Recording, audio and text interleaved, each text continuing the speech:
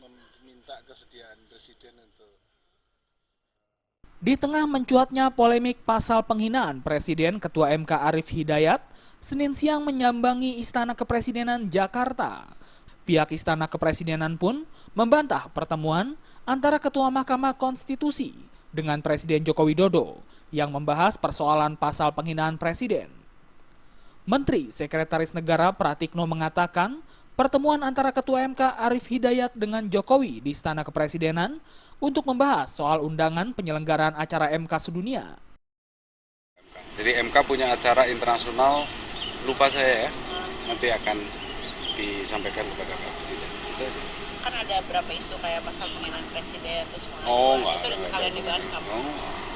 Ini kan surat MK yang mengajukan permohonan, karena kemarin yang saya kontak-kontakan dengan beberapa hari yang lalu dengan Pak Ketua MK, Prof. Arief, karena minta audiensi dengan Presiden, dan Presiden ada waktu hari ini. Ketua MK Arief Hidayat datang ke Istana Kepresidenan ditemani Sekretaris Jenderal MK Janedri M. Gafar. Arief juga membantah pertemuannya dengan Presiden untuk membahas polemik tersebut. Oh, saya nggak boleh komentar, dan itu sudah ada putusan Mahkamah Konstitusi. Ya. Oh, itu makanya saya nggak boleh komentar mengenai itu. Ya itu aja, saya nggak boleh.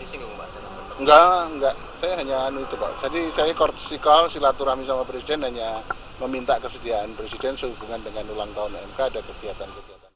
Kedatangan petinggi MK ini bertepatan dengan polemik upaya pemerintahan Jokowi untuk menghidupkan kembali pasal penghinaan Presiden.